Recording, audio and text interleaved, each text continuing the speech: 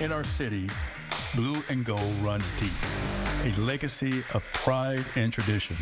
Together, as one, we rally behind Toledo football, a city united, a force that cannot be denied. Painting the city with blue is more than just a celebration. It's a declaration of our triumph over every challenge faced. The stage is set. The anticipation builds. Every play, every moment, a step closer to winning it all. Team Toledo, get ready to witness history.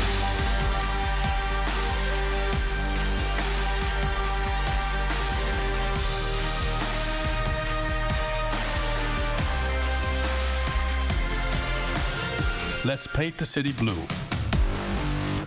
It's time to do it. Yeah. Let's paint the city blue. Let's build a legacy. Let's get another win. It's all on the line Saturday. It's kind of a big game, right? It is. What are we talking about?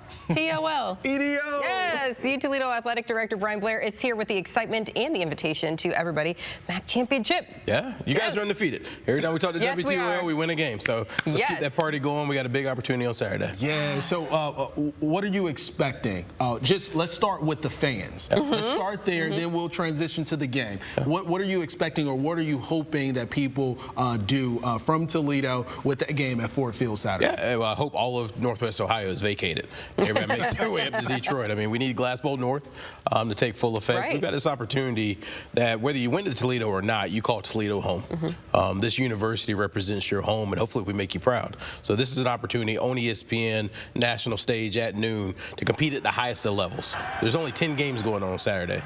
University of Toledo is one of those games. We need you to be a part of it. Give us a home field advantage. We're 1,000 tickets ahead of where we were last year. Great. This time. So we expect a magnetic crowd to show up on national TV and show everybody what we're about.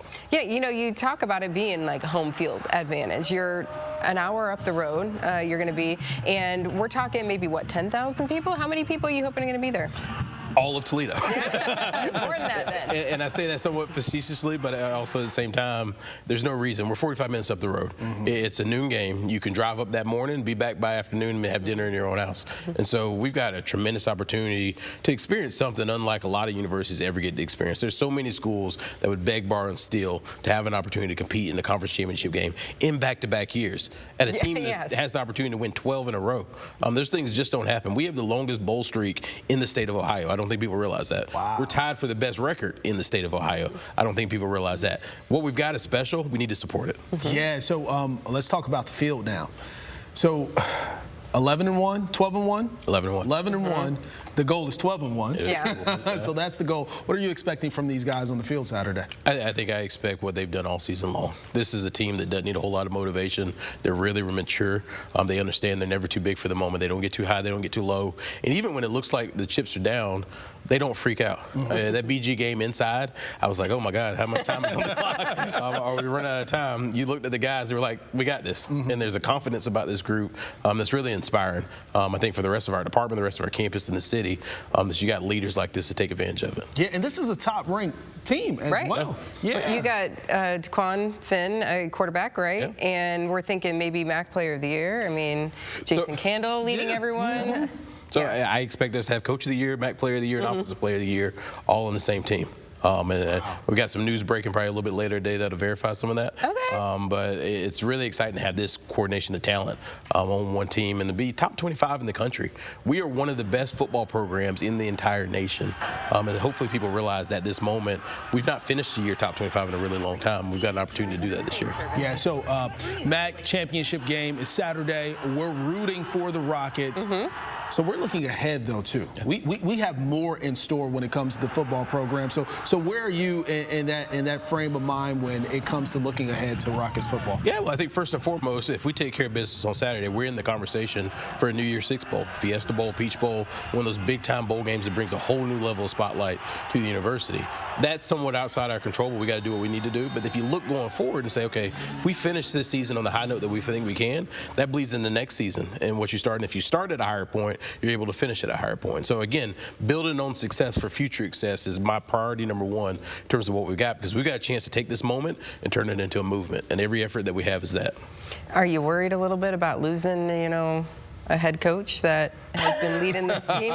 I mean, this Coach Candle is just incredible, right? And hugely important to the success of the team.